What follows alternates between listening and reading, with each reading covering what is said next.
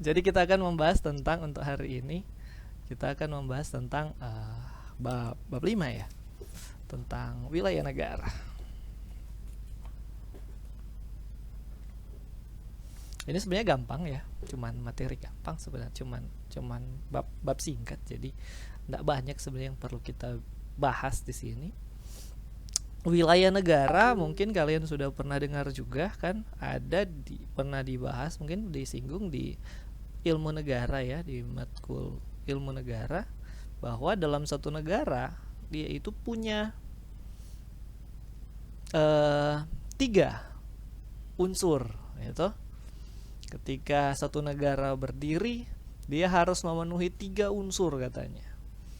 Ada rakyat, ada masyarakat, ada rakyatnya, kemudian ada wilayah, kemudian yang ketiga ada pemerintah yang berdaulat, ya kan? Kalau di ilmu negara kan so belajar tuh, satu negara tidak bisa disebut negara kalau dia nggak punya ketiga, sebenarnya 4 sih. Katakanlah tiga pokok ini. Ini 3 pokok ini dulu ya. Ada rakyat, kemudian wilayah, kemudian ada pemerintah yang berdaulat. Nah, ada juga pendapat-pendapat lain yang berkembang bahwa ada satu juga unsur negara tambahan ya, bilang tambahan enggak juga ya. De factonya gitu. De jure atau de factonya, so kita lupa, sorry.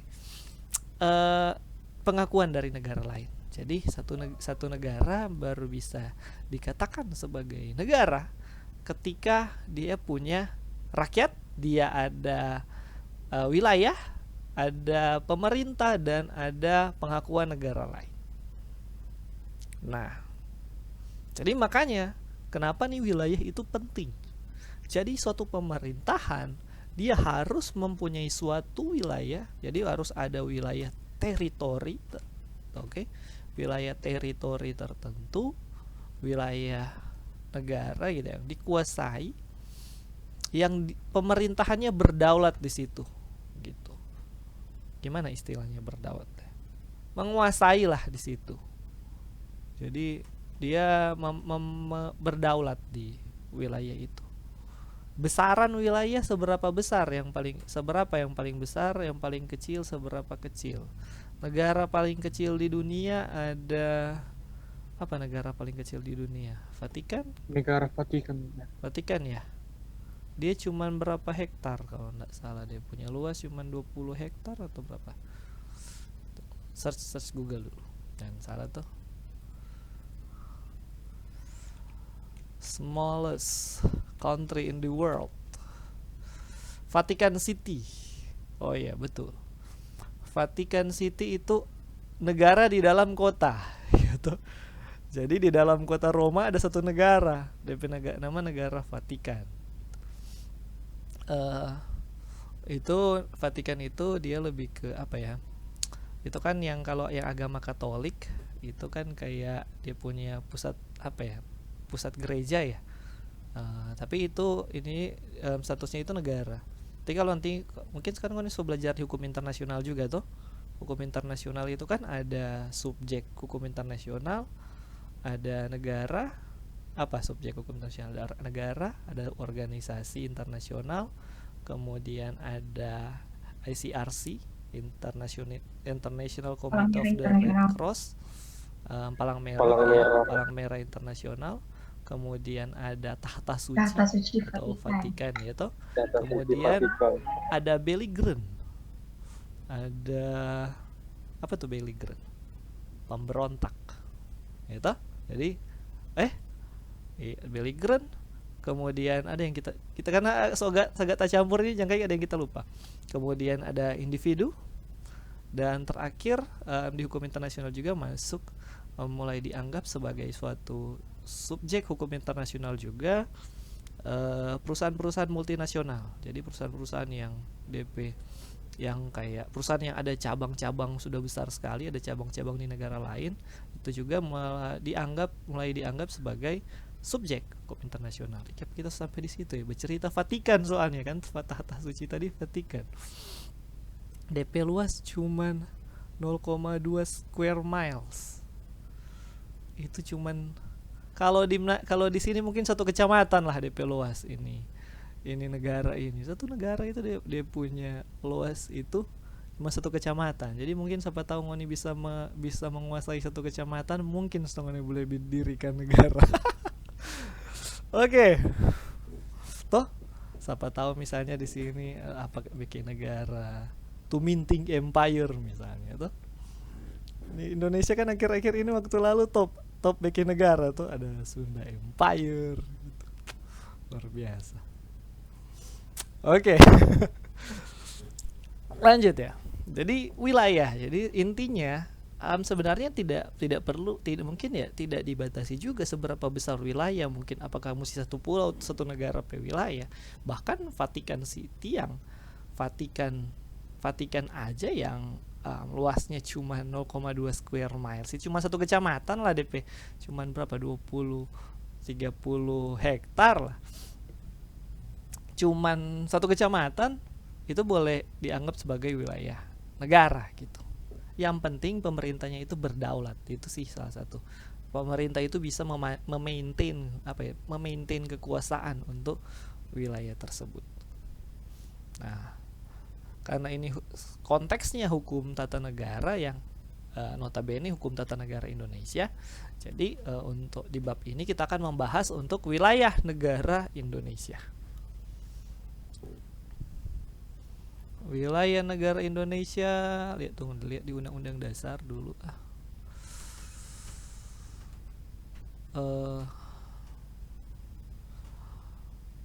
wilayah negara Indonesia ada di bab,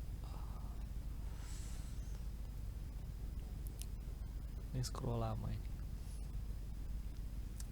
habis kekuasaan kehakiman. Nah ya. Bab 9A wilayah negara, pasalnya cuma satu, pasal 25. Katanya negara Kesatuan Republik Indonesia adalah sebuah negara kepulauan yang berciri Nusantara dengan wilayah dan batas-batas dan haknya ditetapkan oleh undang-undang. Intinya hanya mempertegas saja untuk wilayah negara. Tapi mungkin yang akan kita salah satu yang akan kita pelajari adalah bagaimana wilayah Indonesia itu seperti apa dalam perkembangan sejarahnya. Kalau misalnya ini baca bahan ajar kan dia lebih berkutat di situ untuk wilayah negara. Jadi Indonesia ini wilayahnya itu sebagaimana sih dan sejarahnya bagaimana sampai sekarang gitu. Untuk periode wilayah negara ya, mungkin kita mulai dari sebelum kemerdekaan. Tapi saya tidak mau tarik dari sebelum negara ini ada, karena sebelum ini kan paling ada kerajaan-kerajaan kan, zaman kerajaan-kerajaan, dan negara kita belum berdiri waktu itu. Tapi kalau Indonesia yang DP kerajaan sebenarnya yang majority yang paling besar, kalau kerajaan Indonesia kan ada Sriwijaya yang besar-besar ya, Sriwijaya, Mataram, sama Majapahit, itu yang paling besar. Kalau Sriwijaya itu agama Hindu, Sriwijaya itu agama Buddha, kemudian Majapahit itu agama Hindu, Mataram itu agama Islam. Bahkan sebenarnya waktu era kerajaan ada satu kerajaan yang dia punya luas wilayah bahkan lebih luas DP wilayah kekuasaan waktu DP masa jaya itu lebih luas dari Indonesia sekarang. Itu ada kerajaan Indonesia kerajaan yang waktu DP masa jaya DP wilayah kekuasaan itu bahkan lebih luas dari Indonesia sekarang. Itu ini Majapahit kalau tidak salah, boleh ngoni googling lah, lihat DP waktu dia Jaya itu bahkan sampai di Malaysia ke atas itu orang kuasai juga gitu. Tapi setelah sebelum Indonesia merdeka itu kan persiapan kemerdekaan itu jadi orang sedikit bahas sejarah sedikit ya. Persiapan kemerdekaan Indonesia itu dilakukan oleh BPU PKI, Badan Persiapan Umum apa itu? Yang kita salah lagi.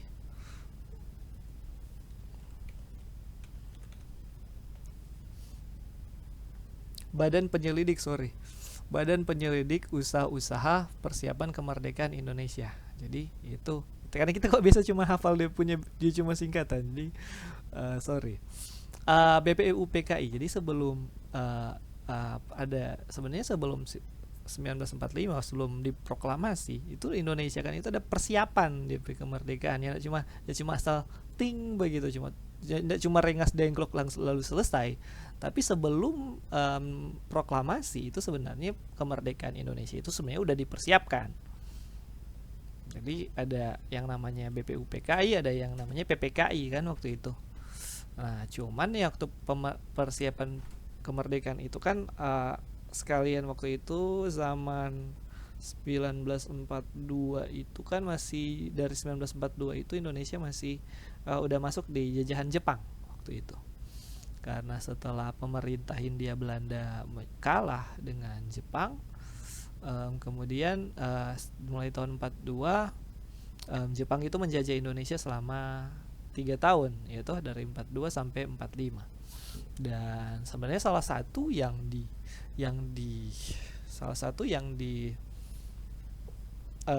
tawarkan oleh Jepang adalah kemerdekaan Indonesia waktu itu. Jadi Jepang itu mungkin salah satu untuk membujuk merayu ya kan nih masyarakat di Indonesia itu termasuk bagaimana supaya ada dukungan dari masyarakat juga Jepang menjanjikan kemerdekaan Indonesia gitu. Dan itu kan imbas sebenarnya dari Perang Dunia Kedua, yaitu waktu sejak Pearl Harbor Jepang itu menyatakan perang dengan Amerika, dan di mana Amerika itu dia punya kamu cerita sejarah panjang lagi ini. Pertama sebelum perang dunia waktu Jepang kan sebelumnya itu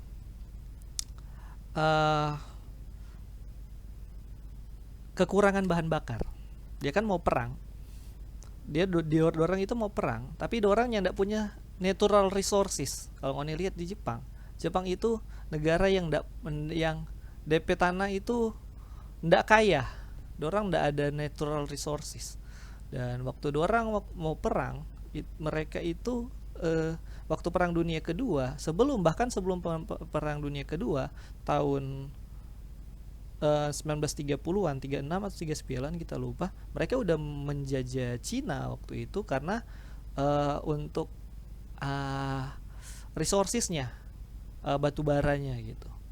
Nah, waktu zaman itu kan kayak Amerika termasuk yang ndak senang dengan Jepang gerakan-gerakan ini yang mulai menginvasi negara-negara lain gitu. Waktu itu di Cina. Dan Amerika karena ndak senang, Amerika bilang begini kan, oke, itu orang disanksi, nih Jepang ini disanksi. Amerika berhenti support minyak ke Jepang, ekspor minyak ke Jepang, yang mana Jepang punya minyak itu 80% itu impor dari Amerika gitu. Amerika maksudkan supaya nih Jepang ini berhentilah untuk menginvasi negara lain untuk menyerang wilayah lain untuk menginvasi. Tapi yang Jepang bikin malah sebaliknya. DP target justru sampai di bawah, sampai dorang mesti cari karena nih Amerika so abis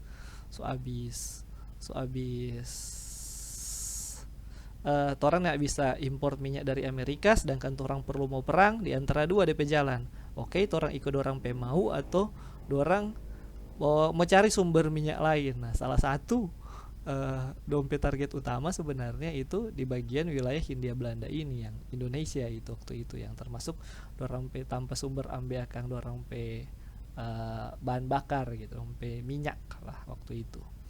Jadi itulah DP cerita sampai Jepang itu sampai di Indonesia. Dan Jepang juga termasuk sebenarnya menjanjikan kemerdekaan gitu. Makanya salah satu follow up-nya adalah dibentuknya BPUPKI ini, Badan Persiapan usaha-usaha Badan Penyelidik Usaha-usaha Persiapan Kemerdekaan Indonesia. Nah, di sidang BPUPKI ini diputuskan diambil voting bahwa ini Indonesia ini wilayahnya itu sebagaimana sih wilayah Indonesia itu ada di bahan ajar itu. Jadi ada voting di situ di rapat BPUPKI untuk Indonesia wilayah itu bagaimana besar. Nah, di rapat tersebut ada empat konsep ya untuk wilayah Indonesia, yaitu pertama Hindia Belanda dahulu, jadi seluruh wilayah Hindia Belanda dahulu untuk wilayah ketika Indonesia merdeka ya kan. Kemudian yang kedua yang tadi seluruh Hindia Belanda dahulu, kemudian ditambah Malaka, Borneo Utara, Papua dan Timor Timur. Itu pilihan pilihan kedua. Jadi Hindia Belanda, semua Hindia Belanda, tambah Malaka Borneo Utara lagi, tambah Papua lagi, tambah Timor Timur. Opsi ketiga itu seperti yang di atas, cuman kurang Malaka, jadi Malakanya tidak masuk. Kemudian opsi keempat itu semua yang di atas tadi kecuali Papua. Jadi ada 4 opsi waktu di rapat BPUPKI untuk wilayah Indonesia, dan di voting hasilnya tebak Jo. Gampang sekali sih sebenarnya ini, dan hasilnya yang itu opsi kedua yang dipilih waktu itu di BPUPKI. Ya jelas Lamner yang paling banyak tuh yang orang mau pilih. Jadi orang pilih yang opsi yang paling banyak itu semua Hindia Belanda, yang tuh jajahan Hindia Belanda, terus ditambah Malaka, terus ditambah Borneo Utara. Itu yang mana itu Mner? Sudah yang Malaysia punya itu sekarang kayak begitu. Jadi tambah Malaysia punya, kemudian dorang tambah lagi Papua, terus tambah Timor Timur gitu. Jadi Malaka kan yang di atas itu Malaysia. Kemudian Borneo Utara itu Kalimantan Utara itu Malaysia lagi. Kemudian Papua, terus ada Timor Timur. Nah, jadi itu yang diputuskan yang di voting di BPUPKI. Nah, setelah BPUPKI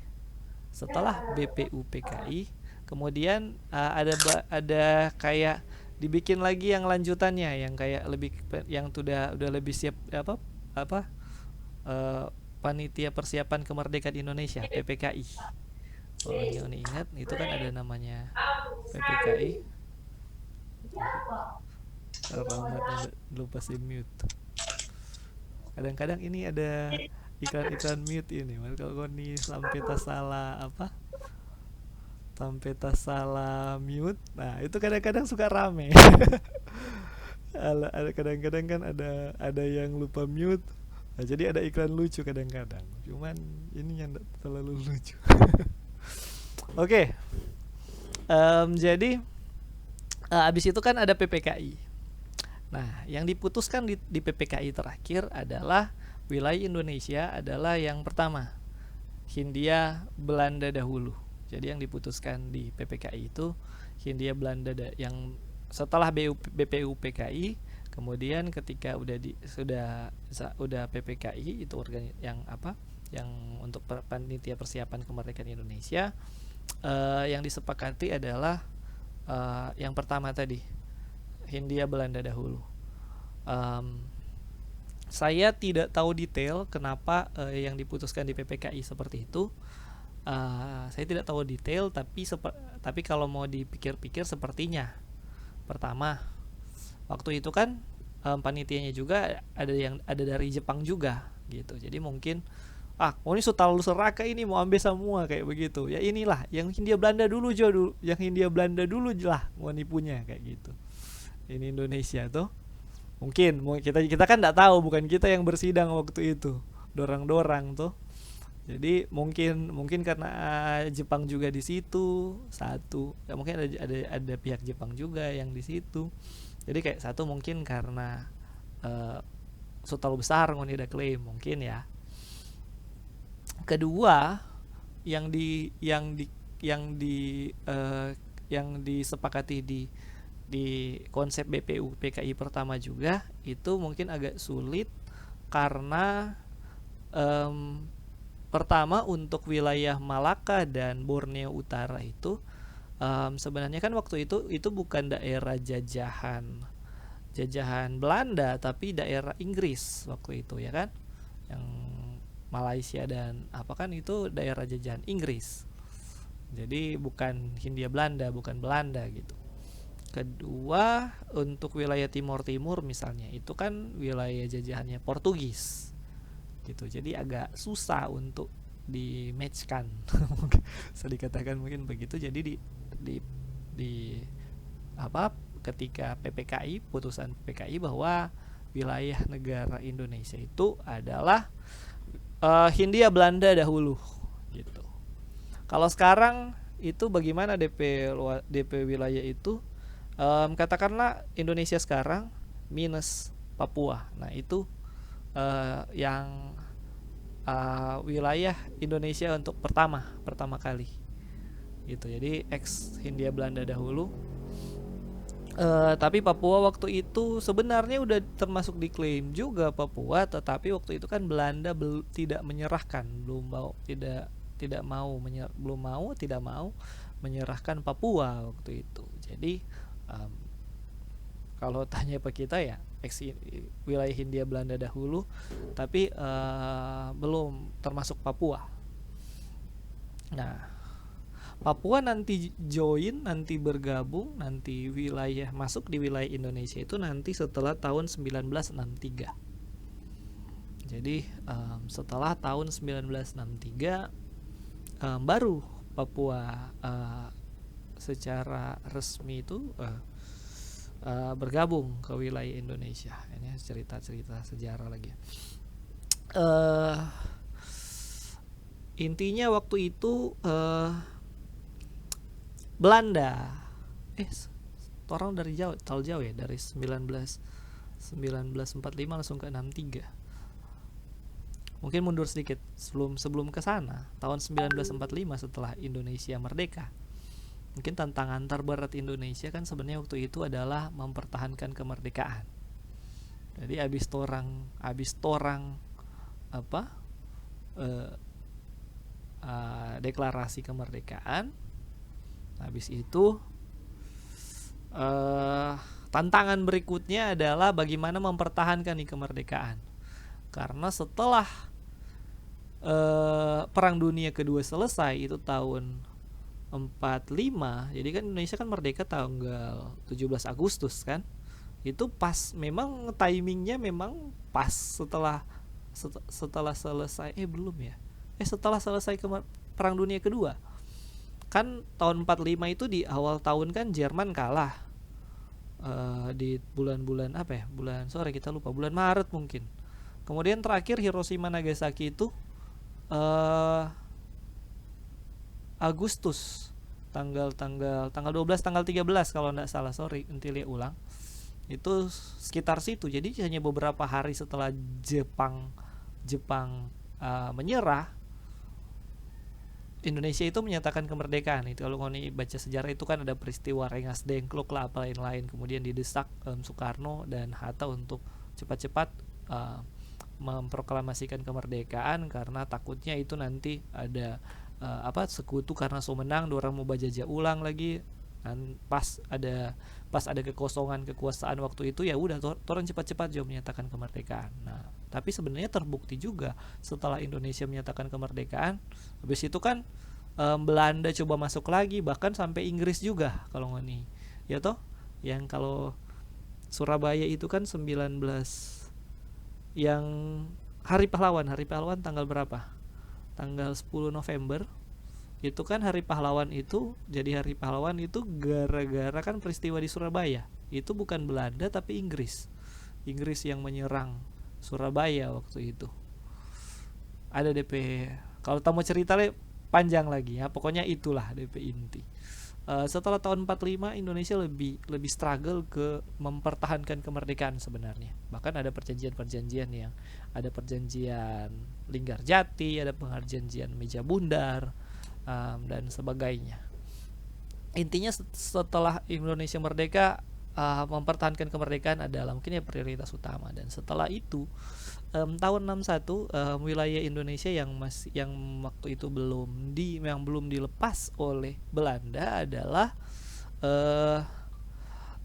wilayah Papua gitu ya. Kalau apa wilayah iya. Nah, itu yang masih belum diserahkan oleh Belanda. Dan tahun 61 kalau nggak salah itu yang terkenal itu ada Presiden Soekarno itu ada pidato yang dikenal apa, yang Trikora, Trikora. Kalau dia punya ada Tri Komando Rakyat waktu itu tahun 61 kalau nggak salah ya. Tahun berapa? 61. Jadi Presiden Soekarno itu intinya Trikora itu 3 ya kan, 3 komando rakyat. Intinya satu, saya searching sedikit supaya tidak salah. Gagalkan negara boneka Papua. Kemudian kedua, kibarkan bendera sang saka merah putih di Papua. Ketiga, siapkan diri untuk mobilisasi umum. Jadi waktu tahun 61 atau 62 ya, 61 itu Desember kok soalnya. Jadi agak mepet 61-62 lah. Itu memang Indonesia bahkan sampai rencanakan untuk sampai agresi militer waktu itu untuk pembebasan Papua, karena waktu itu kan Belanda masih ngotot gitu. Peristiwa-peristiwa penting kalau tidak salah itu bahkan ada yang kayak pertempuran Laut Aru misalnya, yang ada tuh Indonesia PKRI kan 3 tuh, KRI Kumbang, KRI Harimau, dan KRI Macan Tutul. Udah apa semua tuh nerja baca ceritain ya, makanya baca-baca sejarah. jangan cuman baca-baca apa ya. Bukan cuma baca-baca apa sekarang. Kalau kita sekarang baca komik leveling up, bukan cuma baca-baca One Piece gitu. Kita juga suka baca One Piece, tapi sejarah juga baca lah. Nah, waktu itu kan Laut Aru kan itu Indonesia PKRI kan 3 Macan Tutul, Kumbang, dan Harimau. Waktu itu kalau nggak salah yang yang Yosudarso itu yang dia punya kapten Yosudarso yang meninggal waktu itu. Karena kalau ngoni ke Jakarta kan ada tuh jalan Yosudarso. Bahkan di Manado ada jalan Yosudarso. Nah, itu yang waktu itu waktu zaman konflik dengan di Papua no, itu dengan Belanda. Waktu itu ada 3 kapal Indonesia kemudian bentrok dengan kapal Belanda, yang kalau mau bilang ya otomatis kalah lah nih Indonesia kapal-kapal ini, nih 3 ini, karena dia kayak kalau kita lihat sih dia cuma kayak tipe destroyer gitu. Kalau di kapal-kapal kan 3 kapal ini destroyer. Kan kalau di angkatan laut kan kalau DP jenis-jenis kapal kan ada battleship, ada carrier. Kalau carrier kan ada light carrier. Ada carrier yang kapal induk. Kemudian ada cruiser, light cruiser gitu. Heavy cruiser. Intinya cruiser lah. Kemudian destroyer toh kalau ini tahu ini destroyer termasuk yang sebenarnya enggak terlalu bagus lah gitu. Sebenarnya yang termasuk di kelas bawah lah. Jadi Indonesia PKRI ini kaum baku dapat dengan ini Jepang ini Belanda. Jadi intinya sih nih Yosudarso ini waktu itu dorang semua cabut karena ini pasti kalah ini kalau mau baku sapu ini sekarang. Jadi ini 3 KRI ini cabut, yang DP umpan, DP yang DP korban lah, yang berkorban ini yang KRI Macan Tutul kalau tidak salah. Itu yang DP kapten itu Yosudarso. Makanya top DP nama tuh pahlawan, termasuk salah satu pahlawan juga. Sampai jadi nama jalan. Kalau di Jakarta kan itu top tuh Jalan Yosudarso, Jakarta Utara kalau nggak salah. Tapi lah kalau mau nih ke Jakarta tuh boleh main-main. Di Manado lah ada Jalan Yosudarso tuh, di googling Jo kalau nggak salah di Pal 2 tuh ya. Oke, pokoknya itulah ceritanya ya. Jadi tapi akhirnya kok Indonesia dapat apa? Ada perundingan dengan Belanda itu yang fasilitasi Amerika, kemudian akhirnya Papua ini jadi wilayah Indonesia. Jadi ada perundingan. Jadi sebenarnya nggak sampai konflik bersenjata juga. Dimediasi kalau nggak salah Amerika itu ada diplomat Amerika juga. Kemudian diselesaikan di PBB juga untuk wilayah Papua. Jadi Indonesia jadi Jepang cabut lah waktu itu. Singkat-singkat Joy. So terlalu lama ini kita udah bergabung. Next, habis Papua, jadi setelah tahun 63 itu Indonesia tertambah Papua. Kemudian nanti kalau kalian suka belajar DP sejarah lebih detail, baca-baca lah. Toh banyak-banyak baca lah.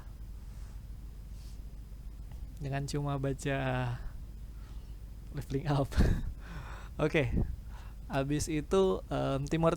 Jadi setelah Papua join tahun 76 kalau nggak salah itu juga Timur juga bergabung ke wilayah Indonesia. Jadi ada integrasi Timur tahun 1976. Awal mulanya di mana sebenarnya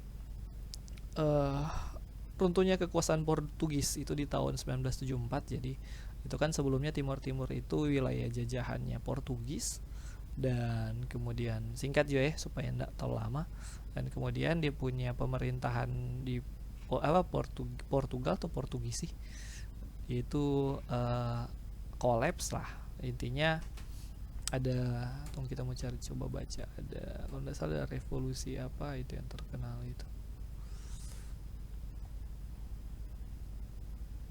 revolusi bunga kalau mau tahu lebih detail. Jadi setelah itu intinya Portugis out lah, dan kemudian pemerintahan yang baru di Timur jadi menentukan nih, kalau tidak salah pilihannya 3 waktu itu di Timur pilihannya ketiga. Pertama Timur itu jadi negara bagian Portugis, kemudian merdeka, kemudian ketiga itu integrasi dengan Indonesia. Nah, waktu itu yang terjadi adalah Timur itu masuk ke wilayah Indonesia. Jadi tahun 1976. Jadi provinsi ke-27. Kalau kan provinsi Papua kan provinsi ke-26, 27. Karena dulu kok sedap belajar geografi kalau di SD sedap, karena DP provinsi cuman itu. Yang enggak tata tambah. Kalau sekarang kan provinsi tata tambah tuh pemekaran tuh. Waktu lalu kan kayak contoh Sulut ini kan dulu kan masuk Gorontalo, sekarang provinsi Gorontalo. Jadi makanya kita hafal sampai 20 karena Timur itu provinsi ke-27 karena dulu tuh provinsi itu jarang tuh pemekaran provinsi rupa sekarang. Kalau sekarang kan orang suka jadi gubernur, udah bikin provinsi sendiri aja ya. Nggak begitu sih sebenarnya karena ada pertimbangan dan hal-hal lain, hal yang agak panjang sebenarnya. Tapi intinya kalau dulu kan DP provinsi itu aja yang nyandak jabat tambah. Jadi makanya kita tahu, yang kita ingat itu Timur itu provinsi ke-27.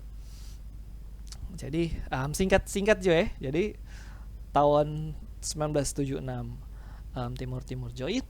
Kemudian tapi sayangnya tahun 1999 Timur keluar. Kalau mau diingat itu kan setelah kacau reformasi. Waktu itu kan Indonesia kan reformasi, kacau juga Indonesia. Kemudian eskalasi politik lah dan sebagainya.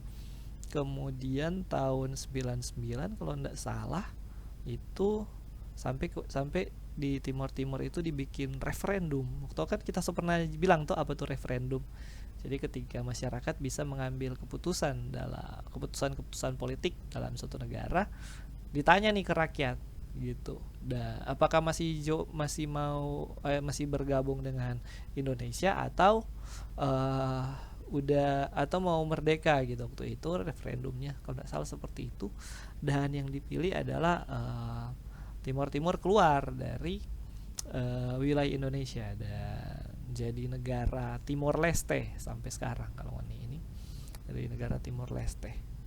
Cuman kalau saya pribadi saya termasuk kasihan sebenarnya dengan Timor Leste gitu, karena mungkin boleh ngoni searching itu kayak jadi kayak cuman kayak dimanfaatkan DP kekayaan, diambil lah dia punya ini, bukan buat orang pe bangsa tapi oleh Australia.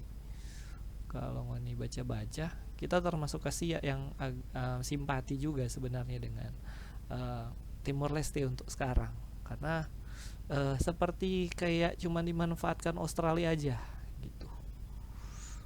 Correct me ya if I'm wrong, mungkin kita yang salah gitu, salah baca juga, tapi yang kesan yang saya dapat untuk Timor Leste seperti itu. Tapi sebelumnya ini kan Wani belum lahir tuh, tahun 99 ini, kalau kita so lahir itu belum lahir setahun nih kan 99. Kelahiran tahun berapa Wani kalau boleh tahu? Angkatan 2020 kan 2000 ke atas berarti 2002 2003 mungkin, ya kan? Belum lahir itu. Nah, pokoknya itulah yang terjadi. Kalau suka tahu lebih detail boleh baca-baca DP sejarah Indonesia itu 98 itu ada, dari 97 itu ada krisis. Indonesia itu ada krisis moneter itu tahun 98.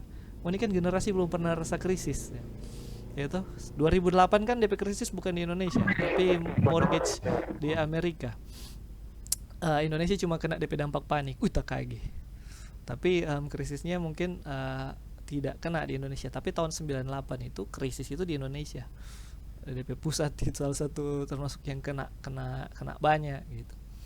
98, 97 krisis moneter, kemudian 98 itu Orde Baru tumbang, kemudian 99 itu Timor keluar.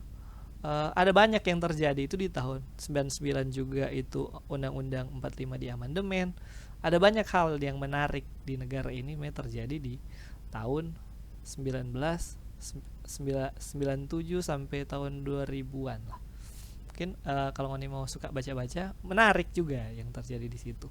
Makanya kan salah satu mungkin yang kita pernah mention tuh waktu akhir-akhir ini kan ada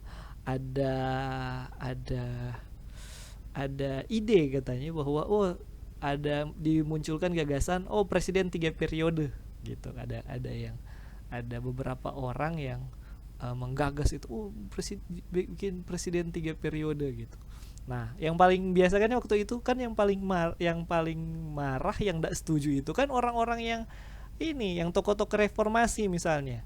Itu kalau kita sih orang-orang itu sakit hati kas ya. Tuh orang badara ini waktu kan udah saya turun ini Soeharto kok ngoni mau tambah tuh gara-gara mau backing ini 2 periode, kok sekarang mau tambah tuh 3 periode. Kacau itu. Kayak begitu. Jadi makanya ada banyak juga yang menentang ya kan untuk presiden periode katanya. Lihat sejarah gitu. Lihat sejarah ini 2 periode ini mahal itu dibayar supaya nih pemerintah presiden ini cuma dibatasi 2 periode aja gitu. Masa seenaknya ngoni rubah. Tapi mungkin ada juga dia punya argumen positif juga. Silakan. Nah, kalau saya sih secara pribadi dengarlah dari segala sisi. Jadi kalau misalnya ada pendapat jangan ketika ada pendapat, kalau kita sih jangan ngoni terima mentah-mentah, jangan ngoni tolak mentah-mentah. Jadi ketika ada bilang ada orang yang kasih pendapat misalnya, jangan cuma lihat di satu sisi aja, lihat juga di sisi-sisi yang lain. Dan mungkin aja dong pendapat itu betul, atau ada poin-poin mungkin menurut karena salah juga, tapi ada dia punya poin-poin bagus juga sebenarnya di situ. Jadi sebenarnya satu pendapat, kalau ada pendapat juga, kalau saya pribadi itu jangan orang terima mentah-mentah, jangan orang tolak mentah-mentah gitu. Kita lihat dulu dalam skala yang lebih besar ya kan, objektif lah dalam menilai sesuatu. Karena kita lihat sekarang Indonesia ini termasuk itu cepat bicara, nggak pakai pikir. Jadi bicara dulu baru berpikir. Kalau kayak contoh ya, ini kan kemarin kan rame Dewa Kipas misalnya. Oh ini rules all Indonesia ini, oh enggak salah ini. Serta akhir-akhir ini em, ya rame lah gitu tuh. Memang torampe nasionalisme kuat gitu. Cuman kalau menurut kita ya ujilah segala sesuatu tuh ketika dapat dapat apa ada satu pendapat, jangan cepat orang ngambil keputusan sebelum orang tahu apa itu. Orang mengerti, memahami. Jadi banyak orang kan suka bicara ketika orang yang orang tahu itu cuma sedikit. Dan itu yang sebenarnya gawat, dan itu yang terjadi dan banyak orang yang percaya. Itu yang termasuk agak dilema juga sih gitu. Jadi kalau boleh ketika orang dapat informasi, kita objektif lah dalam menilai. Tidak segala sesuatu ketika orang dengar itu seperti yang orang pikir. Toh kadang-kadang mungkin ada sesuatu yang baik, orang so bilang salah ketika orang dapat informasi yang salah misalnya. Oke.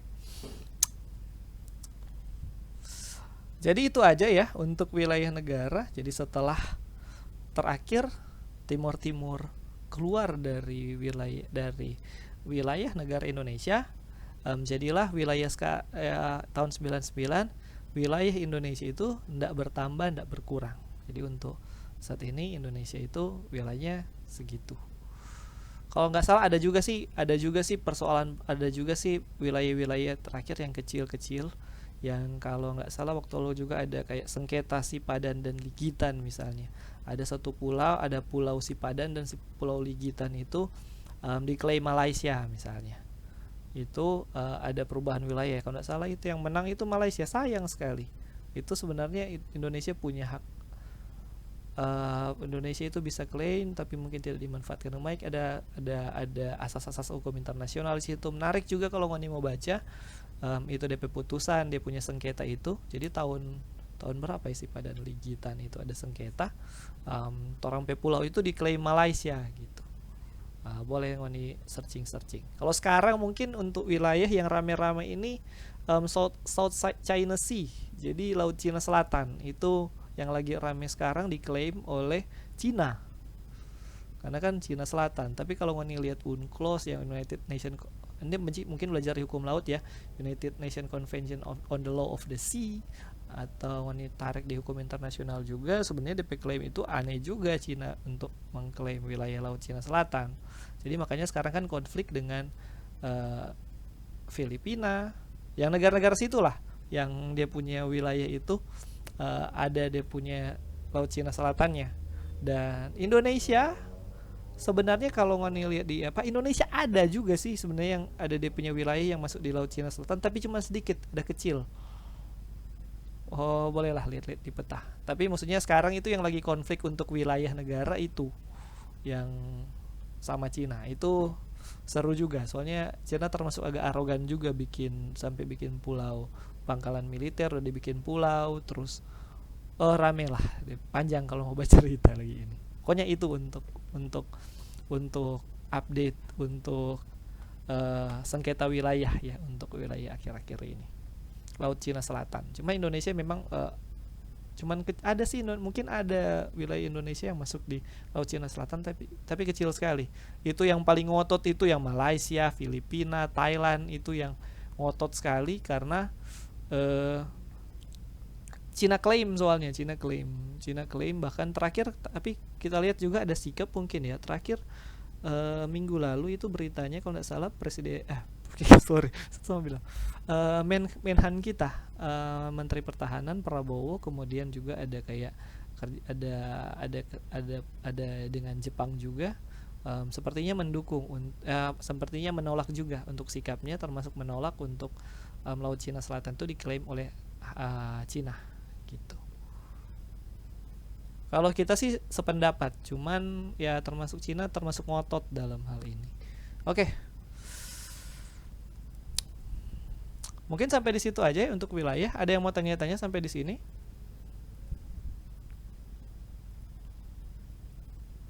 Enggak. Kita sebenarnya suka sebenarnya agak mau menyerempet sedikit di bab untuk hari ini. Kita mau serempet sedikit bab 6 tentang kelembagaan negara, kelembagaan dalam negara. Jadi tadi kan bab 5 ya kan tentang wilayah. Kemudian bab 6 tentang Bener, kelembagaan negara. Ya, silakan Sri Vanda. bener. Boleh boleh off kamera soalnya ini ada kegiatan di kampus Kongtora Sri Oh, Panda DP Panitia. Boleh bener? boleh sekali. Terima Ada kasih. sesuatu Mbak bilang, no? Iya bener. Iya. Terima kasih. Ini juga banyak juga yang off kamera ya, atau tas screenshot. Oke, apa lagi Kote? Mungkin sedikit kita mau sedikit ya karena masih ada sekitar 15 menit lah. Kelembagaan negara. Sebelum orang masuk supaya uh, enak juga nih masuk juga di dalam. Karena kan mungkin ini kita pertemuan terakhir sampai ketemu lagi. Untuk kelembagaan negara, intinya kalau boleh rupa kita bilang lalu menikuasai ini lembaga-lembaga negara DP kewenangan seperti apa. Karena di HTN ini jadi penting karena belajar hukum tata negara yaitu Lokman bilang apa organisasi negara. Oke, organisasi negara itu atau organisasi kekuasaan. Nah, kekuasaan itu kan dibagi ke lembaga-lembaga negara. Jadi ketika kalau misalnya ngoni hak tak kuasai ini lembaga-lembaga negara, sebenarnya gampang untuk belajar nih HTN. Gitu. Karena nih organisasi-organisasi DP kewenangan-kewenangan apa aja sih? Gitu. Jadi jangan lupa untuk bab 6 ini saya sarankan untuk kalian dalami ya dengan baik untuk di mata kuliah ini lembaga negara. Mungkin itu aja. Jadi semua lembaga negara ya dari DPR, Presiden, MPR, DPD, MA, KY, MK, BPK itu DP kewenangan kalau boleh uni tahu. Itu aja. Kemudian tapi dalam kelembagaan ini mungkin sebagai pengantar, mungkin sedikit pengantar kita mau singgung juga tentang sistem politik. Jadi sistem politik negara itu kalau menurut dikutip Sri Sumantri ya, ini yang tulis itu Gabriel Almond dan S. Kuhlman. Dia itu membagi negara itu untuk sistem politik negara itu ke dalam dua apa ya, dua bagian. Secara yang gampangnya itu ada suprastruktur politik dan infrastruktur politik. Jadi ada suprastruktur dan infrastruktur.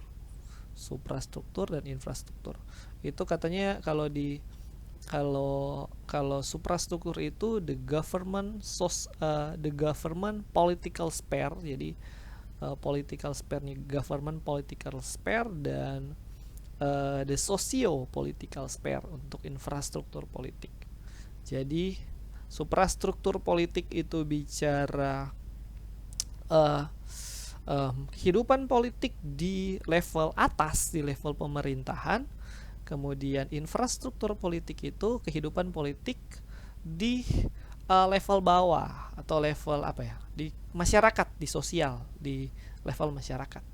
Jadi supra ada di sistem politik negara itu ada suprastrukturnya dan infrastrukturnya. Jadi suprastruktur politik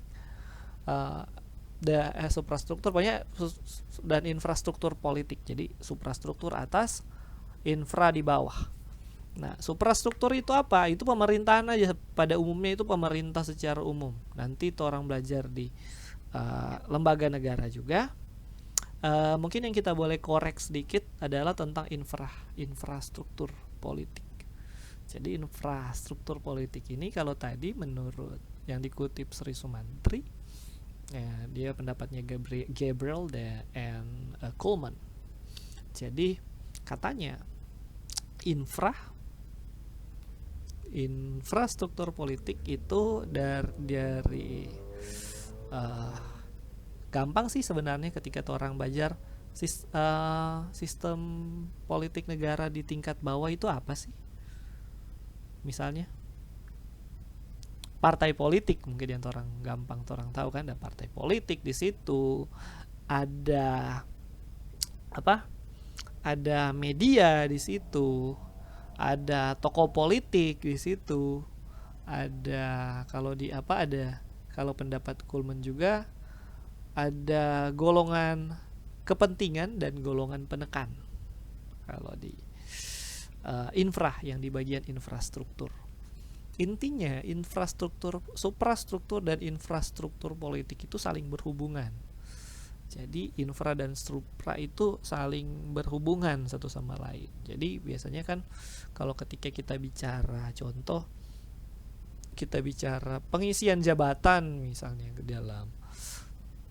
dalam apa? Pengisian jabatan dalam suprastruktur itu asalnya dari infrastruktur politik. Dalam misalnya pengisian jabatan itu kan melalui pemilu misalnya. Nah, pemilu itu kan yang mengikuti pemilu itu kan partai politik. Nah, tadi kan partai politik itu masuk ke di infrastruktur politik. Jadi pengisian jabatan di suprastruktur itu juga diambil dari partai politik atau bahkan tokoh-tokoh politik itu dari infrastruktur. Kan nggak ada tokoh-tokoh yang langsung jadi pejabat itu kan biasanya ada proses di tahap infra dan ada proses di tahap bawah dulu baru dia bisa naik ke supra gitu. Jadi ada hubungan penting sebenarnya, hubungan ini antara suprastruktur politik dan infrastruktur politik. Jadi ada sistem kepartaian di situ, kemudian ada media juga, bahkan media juga termasuk. Dan mungkin yang kita boleh mention itu ada, kalau dari pendapat Gabriel Almond ini dan Kuhlman ini, dia itu ada kelompok penekan dan kelompok kepentingan di situ. Jadi ada kelompok penekan, supaya kita tidak salah, kelompok penekan, ada pressure group, iya betul, no? Pressure group dan interest group. Jadi kelompok kepentingan dan kelompok penekan. Jadi kelompok kepentingan itu intinya kelompok masyarakat yang bekerja sama dengan DP tujuan, bekerja sama karena DP tujuan sama dengan pemerintah, tapi sebenarnya tidak berniat juga untuk dapat kekuasaan politik, cuman punya kepentingan yang sama lah dengan pemerintah. Jadi dua orang itu ada di suprastruktur. Mungkin menunjang juga pemerintah juga, kayak misalnya kesehatan misalnya. Sekarang kan banyak ketika pandemi ini kelompok-kelompok kepentingan yang ada yang kayak seperti serikat dokter, nama ID misalnya, atau ada kelompok-kelompok yang memang secara langsung dan tidak langsung juga mensupport ya, yang terpengaruh dengan kebijakan pemerintah dan bahkan mendukung juga jalannya pemerintahan walaupun mereka itu bukan bagian dari pemerintah. Jadi kelompok kepentingan gitu. Dan di sisi lain juga ada kelompok penekan juga seperti misalnya LSM yang yang lingkungan misalnya, LSM yang yang bergerak di bidang lingkungan misalnya. Mereka juga termasuk yang menekan juga pemerintah untuk mengambil keputusan-keputusan politik yang sesuai dengan dengan pemahaman mereka gitu, seperti lingkungan dan lain-lain. Jadi itu infra juga penting sebenarnya, jadi alat kontrol juga buat pemerintah dan juga alat support juga. Jadi makanya kenapa dia penting jadi sarana masyarakat juga untuk menyampaikan aspirasi dan sebagainya gitu. Jadi luas kalau kita mau bicara tentang ini. Cuma intinya setidaknya kita tahu suprastruktur itu bicara politik di tingkat pemerintah, dan infrastruktur politik itu bicara tentang kehidupan politik di tingkat masyarakat. Mungkin itu aja. You name it lah, sebenarnya banyak sekali yang bisa dicontohkan, tapi mungkin itulah yang gampangnya kita boleh kasih tahu, karena ini semua jam 1 mungkin seolah-olah atau orang konsentrasi lewat dari tadi. Oke lah, Coba gabul kita P mulu. Kalau ada yang mau ditanyakan, mau dibicarakan, mungkin setelah ini saya udah seboleh jo. Nanti kan untuk bab 6 ini juga kan harusnya nanti siapa tahu Cik Kobi yang masuk nanti dijelaskan juga.